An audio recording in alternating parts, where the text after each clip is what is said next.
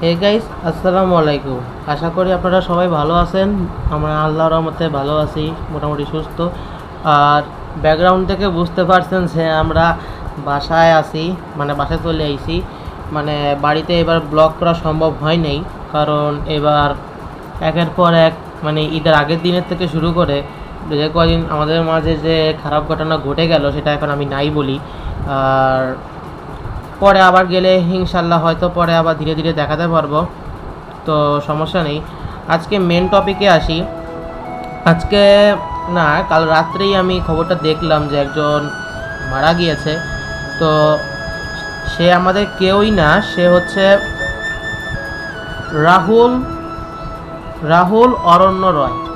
রাহুল অনন্য রয়কে আমরা কিন্তু আসলে সবাই চিনি। হ্যাঁ, আসলে আমাদের অনেকের ছোটোবেলা বা অনেকের বড়োবেলা কিন্তু নস্টালজিয়া হিসেবে কিন্তু কেটেছে।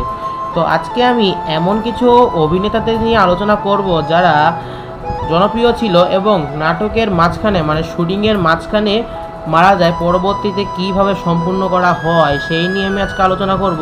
তাই ভিডিওটা শেষ পর্যন্ত দেখে থাকো। আর হ্যাঁ, চ্যানেলে নতুন হলে সাবস্ক্রাইব করে নিও। আর লাস্টে কিছু ধাপ আমি বলে দিব, তো সাবস্ক্রাইব মাই ইউটিউব চ্যানেল, আর প্লিজ লাইক করে দিও। আমি স্ক্রিনে পাশে দিয়ে দিচ্ছি একটা জিনিস, তো তোমরা সেটা দেখো। আর আমি এখন একটা জিনিস পড়ছি, সেটা হচ্ছে এখন মানে আমার হাতে স্ক্রিপ্টটা আছে, মানে এটা আমি করেছি। এটা হচ্ছে নাটকের পর্দায় ট্র্যাজেডি আর আমাদের মনের চিরস্থায়ী দাগ কেটে রয়েছে। তো আমাদের প্রথমে যে রয়েছে সে হচ্ছে পীযূষ গাঙ্গুলি। আমরা সবাই চিনি পীযূষ গাঙ্গুলি কে। অনেক বাঘা বাঘা অভিনেতা ছিল, তাদের মধ্যে ইনি ছিল অন্যতম আমাদের বাংলা সিনেমায় বা বাংলা নাটকে। এটা কিন্তু ইন্ডিয়ানের কথা বলছি, ইন্ডিয়া, মাথায় রেখো, এটা কিন্তু ইন্ডিয়ার কথা বলছি। তো তিনি আমাদের মাঝে ছিল খুবই জনপ্রিয় একজন নায়ক। হঠাৎ করে গাড়ি দুর্ঘটনায় আমাদের মাঝে থেকে ছেড়ে চলে যান। মৃত্যুকালে তার বয়স হয়েছিল 50 বছর। এটা কিন্তু সত্যি যে গাড়ি দুর্ঘটনায় মারা গিয়েছিল, কিন্তু গাড়ি দুর্ঘটনায় মারা যাওয়ার আগ পর্যন্ত তার একটা নাটকে শুটিং চলমান ছিল। সেটা হচ্ছে 2015 সালের দিকে, মানে আগেই শুরু হয়েছিল কিন্তু 2015 সালের দিকে। এটা হচ্ছে জল নূপুর ধারাবাহিক স্টার জলসা। আর আমি যে ধারাবাহিকের কথা বলছি এটা কিন্তু সব মানে স্টার জলসারই ধারাবাহিক, এটা তোমরা সবাই চিনো। সেটা হচ্ছে নাটকের প্রায় শেষের দিকে হঠাৎ করে গাড়ি দুর্ঘটনায় মারা যায়। তো পরে গাড়ি চালানোর দৃশ্য দিয়ে অফ স্ক্রিন দুর্ঘটনায় মৃত্যুর খবর গল্প দিয়ে চলতে শুরু হয়। পরে আস্তে আস্তে গল্পে আগতেই থাকে, পরে লাস্টে শেষ হয়ে যায়। মানে উনি মারা যাওয়ার পরেই মূলত কয়েকদিন পরে এই নাটকটা শেষ হয়ে যায়। আর এইবার আমরা আসি রীতা কোয়াল। রীতা কোয়াল আমরা কিন্তু সবাই চিনি। মূলত যারা বাংলা সিনেমা যারা দেখেছো বিশেষ করে তারা চিনবে। আর আরেকটা হিন্টস দিলে চিনবে, সেটা হচ্ছে রাখি বন্ধন। রাখি বন্ধন কিন্তু সবাই চেনে, যে তিনি কিন্তু রাখি বন্ধনে কাকি হিসেবে সবচেয়ে জনপ্রিয় ছিল বেশি। মাঝপথে লিভার ক্যান্সারে আক্রান্ত হয়ে অভিনেত্রীর মৃত্যু ঘটে। তো ক্যান্সার তখন হয়েছিল, তখন এতটা পর্যায়ে চলে গিয়েছিল যে রাজপথে মৃত্যুবরণ হয়। আর ক্যারেক্টারের কোনো হঠাৎ মৃত্যু দেখানো সেটা কিন্তু কোনো ট্র্যাজেডির মধ্যে ধরতো না, মানে নাটকের সাথে কিন্তু মিলতো না। সেই হিসেবে যেটা করা হয়, যখন ওনার পার্টটা শেষ হয়ে যায়, মানে ওনার ক্লিপ শেষ হয়ে যায়, তখন মাঝখানে একটা কালো ব্যাকগ্রাউন্ড আসে এবং দেখায় আমরা সবাই শোকা হতো এই চরিত্রের সাথে আমরা মিল না রাখতে পেরে। পরে কিন্তু ওই যে কিরণমালা সেই প্যাকারি ধারাবাহিকের মতো, আমার ওনার নামটা মনে নাই, তবে ওনাকে দিয়ে কিন্তু ওই চরিত্রটা রিপ্লেস করা হয়েছিল, যেটা কিন্তু আমরা সবাই জানি। তো এবার আমরা যার কথা বলবো তিনি কিন্তু আমাদের নস্টালজিয়ার কিন্তু আরও আগে থেকে, সেটা হচ্ছে অভিষেক চ্যাটার্জি। অভিষেক চ্যাটার্জি কি আমরা তো সবাই চিনি, ওনার বেশ কয়েকটা মুভি আছে, রিমেক কিছু মুভি আছে, তো সেগুলো কিন্তু আমরা সবাই দেখেছি। তো তার একটা নাটক ছিল 2022 সালের দিকে চলমান, সেটা হচ্ছে খড়কুটো নাটক আমরা সবাই দেখেছি স্টার জলসায়। তো শুটিংয়ের মাঝখানে হঠাৎ করে অসুস্থতা বোধ করে এবং তিনি যখন পরবর্তীতে বাসায় চলে যায়, বাসায় গিয়ে আরও অসুস্থ হয়ে যায় এবং পরবর্তীতে হার্ট অ্যাটাকের শিকার হন এবং মারা যান। আর আসলে ওনার আগে থেকে এই রোগটা ছিল, কিন্তু হঠাৎ করে এই রকম যে রূপ নিবে তা কিন্তু আমরা কখনো ভাবিনি। আর নাটকটা শেষ করবে কিভাবে, তার জন্য নাটকের ভিতরে কিন্তু হার্ট অ্যাটাকের দৃশ্য দেখানো হয়, মানে অরিজিনালে যে ঠিক যেভাবে হয়েছে আর নাটকের দৃশ্য ঠিক তাই হবে আশা করছি। তো সেরকমই হয়েছে। তো তারপরে নাটকটা আস্তে আস্তে ধীরে শেষ হয়ে যায়। মানে আমি এখন যেগুলো বলছি এগুলো কিন্তু ভাই এই কারণে, মানে মেন অভিনেতাদের কারণেই কিন্তু নাটক অনেক তাড়াতাড়ি শেষ হয়ে গিয়েছে। আর হচ্ছে স্টার জলসার বর্তমানে এখন চলমান নাটক যেটা, সেটা তো তোমরা সবাই জানো, ভোলে বাবা পার করেগা। সেটা হচ্ছে এটা সম্পর্কে আমি এখন কিছু বলতে পারবো না, তবে কিছু জিনিস তো তোমাদের আমি কি বলতে পারি। শুটিং চলাকালীন সমুদ্র দুর্ঘটনায় থাকা একজন হঠাৎ করে হারিয়ে গেল, কিভাবে শুটিং শেষ করতে পারবে তার কোনো ধারণা নেই।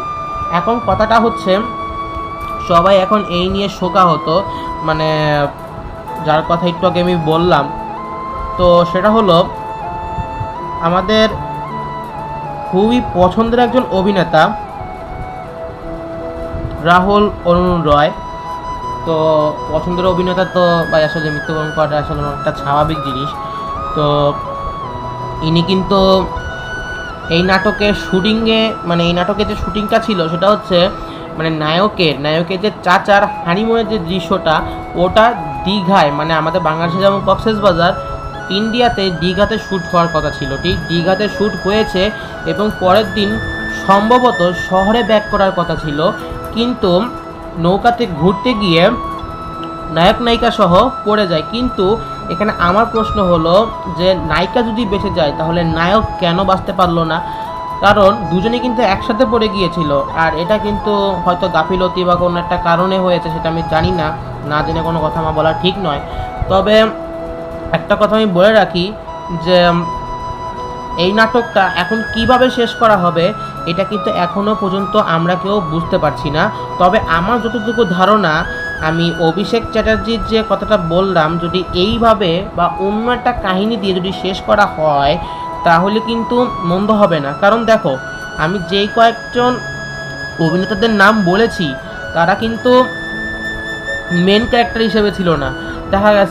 দেখা গেছে কোনো নায়কের চাচার বা নায়কের চাচি, অথবা দেখা গেছে যে নায়কের ছোট ভাই বা অন্য কেউ, বা চাচা বা অন্য কেউ প্রতিবেশী চরিত্রে, মানে এরকম। কিন্তু তাও ছিল চরিত্রটা অনেক গুরুত্বপূর্ণ, যার কারণে নাটকটা খুব তাড়াতাড়ি শেষ হয়ে যায়। এবং আমি যে অভিনেত্রীদের যে নামগুলো বললাম, তো তাদের মধ্যে দুইজন, মানে তাদের মধ্যে তিনজন, সরি এখানে তিনজন বলে ভুল হবে, তাদের মধ্যে দুইজন হচ্ছে মানে শারীরিক অসুস্থতার কারণে মারা গিয়েছে, মানে যেটা আমরা জানোই। আর দুইজন মারা গিয়েছে কিন্তু দুর্ঘটনায়। একজন তো গাড়ি দুর্ঘটনায় মারা গিয়েছে, আরেকজন হলো নদীতে যে দুর্ঘটনায়, মানে পানিতে ডুবে মারা গিয়েছে। তো সেটা এখনও পর্যন্ত ক্লিয়ার নয়। তবে কালকে রাত্রে উদ্ধার করা হয়েছে এবং পরবর্তীতে তাকে হাসপাতালে নিয়ে গেলে চিকিৎসকরা তারা মৃত ঘোষণা করেছে। অবশ্য কালকে রাত্রে খবরটা দেখে আমার নিজেরও খারাপ লাগলো। আর অনেকটা কাহিনীর সাথে কিন্তু মিলে যাচ্ছে।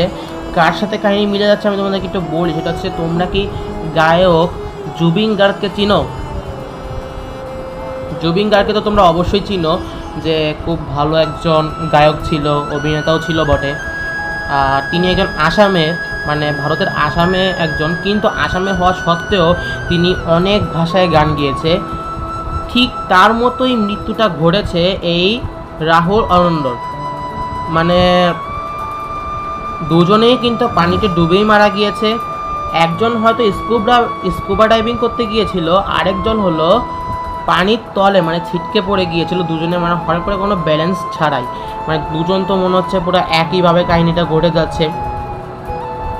এখন অনেকটা মিলে গেছে কাকতালীয়ভাবে। মানে তোমরা কিন্তু জানো বিষয়টা, যে ওনার একটা মুভি আছে, সেটা হচ্ছে চিরদিনই তুমি যে আমার, সেই মুভিটা কিন্তু খুব ভালো ব্যবসা করেছিল এবং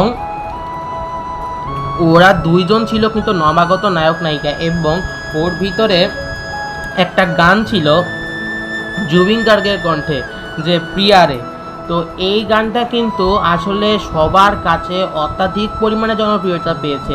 আর এখন দেখো ভাগ্য যে ওই ছবির নায়কটাও এখন নেই, এবং এমনকি ওই ছবির গায়কটাও এখনও পৃথিবীতে নেই। দুজনেই কিন্তু এখনও পৃথিবীতে নেই, তাহলে বাকি থাকলো একজন নায়িকা। এখন জানি না কি হবে, অনেকে মনে করছে যেটা অভিশাপ, কিন্তু না, সে যাওয়া সেই গেছে, কয়েকদিন আর থাকে। তো এইটাই ছিল আজকে আমার ভিডিও। তো যদি ভালো লেগে থাকে অবশ্যই লাইক করতে ভুলো না, আর সাবস্ক্রাইব করতে ভুলো না, ঠিক আছে? আমার চ্যানেলটা কিন্তু আস্তে আস্তে গ্রো করছি, তো চেষ্টা করছি নিয়মিত ভিডিও দেওয়ার, কিন্তু চ্যানেলটা সাবস্ক্রাইব করা চাই। আর পারলে লাইক করে দিও, কমেন্ট করে দিও, আর প্রচুর পরিমাণে শেয়ার করে দিও, ঠিক আছে? আর ভাবছি নতুন ইন্ট্রো বানাবো, কারণ আমার অন্য ইন্ট্রো এখন দিতে পারছি না, মানে ইন্ট্রোর সাথে যে লাগাবো ইন্ট্রো ভিডিওটা, তো দেখা যাক সেটা কবে করতে পারি।